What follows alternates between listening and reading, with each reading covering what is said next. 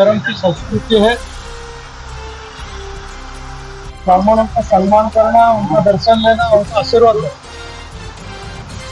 इस संस्कृति के अवसर पे आज श्रावण मास शुरू है। ब्राह्मण समाज है जिनको मान सम्मान बहुत कम मिलता है। ये समाज कही जाती है कि संगठित नहीं होती है।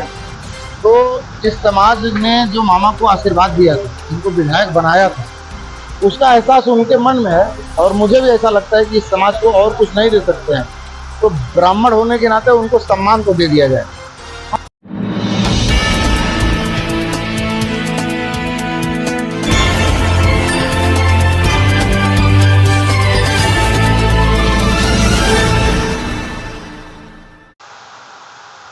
हम आज ब्राह्मणों का चांदीवली में 4 साल बाद फिर से सम्मान हो रहा है। ब्राह्मणों के लिए आप बड़ा संघर्ष काम कर रहे हैं, ब्राह्मणों के उत्थान के लिए आप काम कर रहे हैं।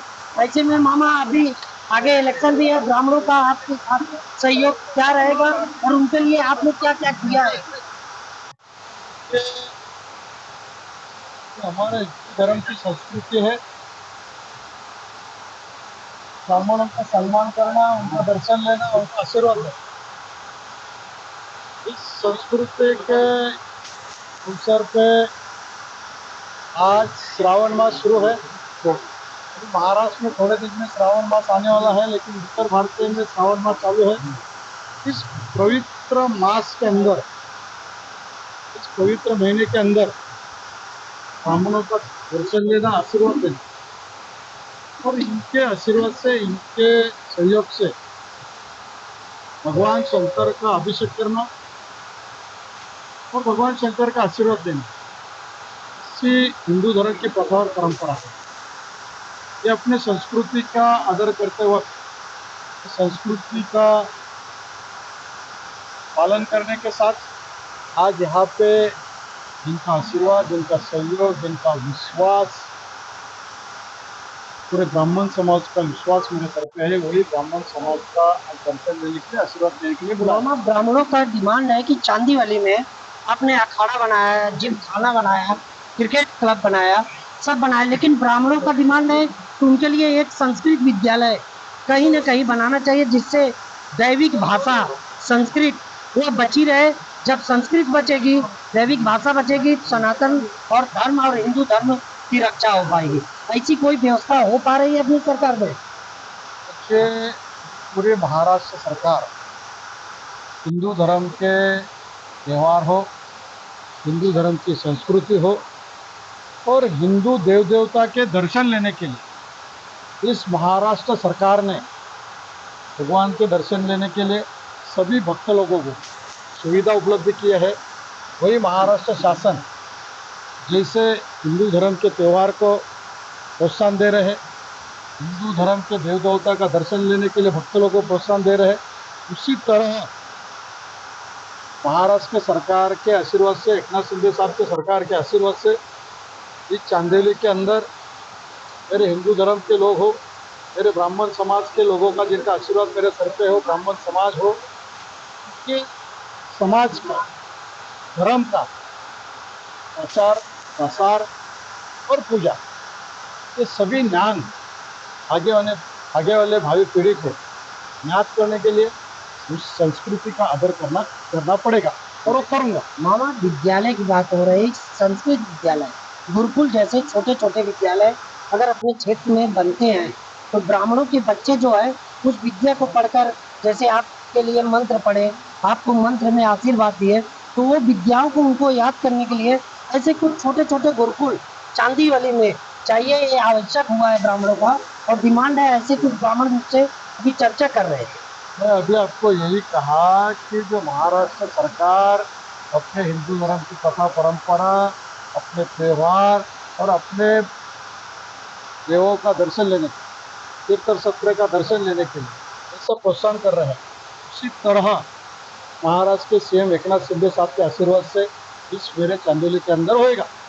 तो हमारे साथ दिलीप मामा लांडे चांदीवली विधानसभा से, जहाँ ब्राह्मणों के सम्मान में आज उत्तर भारत की चांदीवली संघ में उपस्थित हुए, जहाँ पे उनसे कई सवाल भी किए गए। जो ब्राह्मणों की एक मांग है कि अगर चांदीवली में कुश्ती, जिम खाना, क्रिकेट और कई मंदिर बन सकते हैं, तो संस्कृति और धर्म को बचाने के लिए यहाँ पे छोटे-छोटे गुरुकुल और विद्यालय संस्कृत भाषा सीखने के लिए क्यों नहीं बन सकते? तो ऐसे में मामा का जवाब रहा है कि जैसे तीर्थ यात्रियों के लिए मंदिर यात्रा की व्यवस्था की जा रही है, वैसे चांदीवली विधानसभा में गुरुकुल की भी व्यवस्था संस्कृत विद्या को सीखने के लिए चांदीवली में की जाएगी। ऐसे विद्यालयों की स्थापना, गुरुकुल की स्थापना यहाँ चांदीवली में जल्द से जल्द होगा, जिससे ब्राह्मणों के बच्चे संस्कृत विद्या को पुनः जीवित करने के लिए सीख सके। जी, आप ब्राह्मण के सम्मान में या चांदीवली विधानसभा में कार्यक्रम रखे। इसके पहले भी 5 साल पहले आपने रखा था। कभी हजारों ब्राह्मणों का पैर छू के, पैर धो के यहाँ के अफगानी कामगार शिवसेना दिलीप मामा लांडे ने आशीर्वाद लिया था जीतने के पश्चात। आज पुनः ऐसा कार्यक्रम हुआ और हजारों की भीड़ यहाँ पे ब्राह्मणों की इकट्ठा हुई है। यह संगठन में जो काम करने का तरीका है और लोगों को सम्मान दिलाने का उद्देश्य क्या है?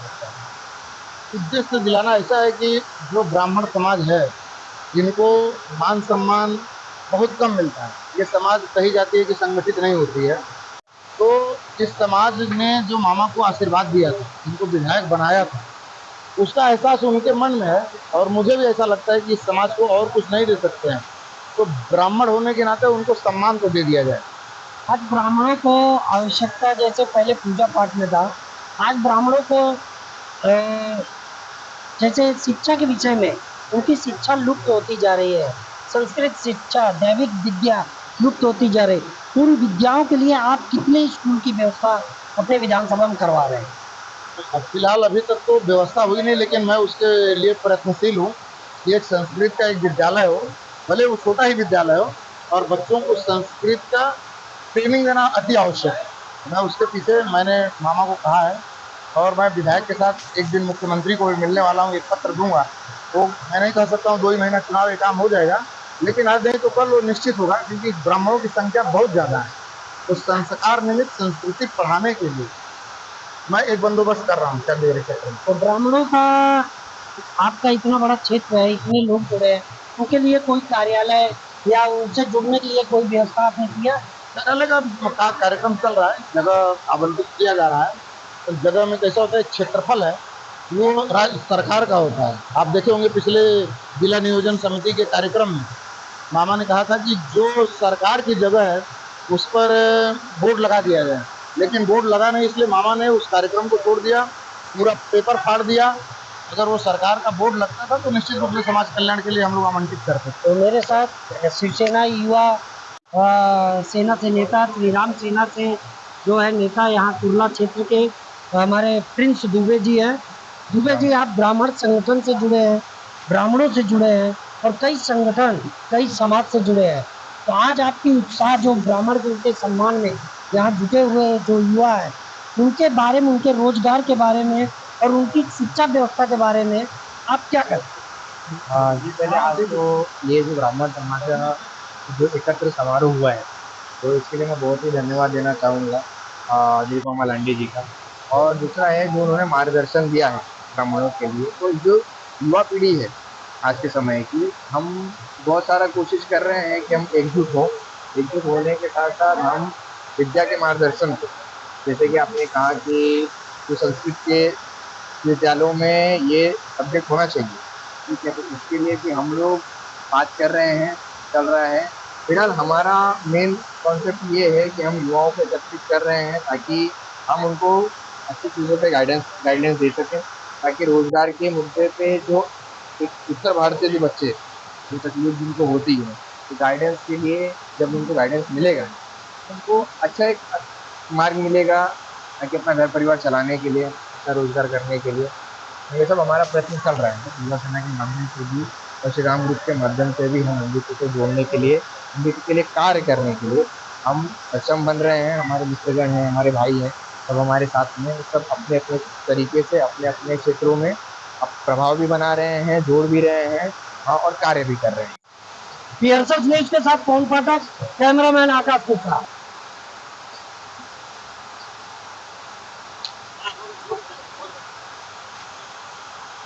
अरे भाई विद्या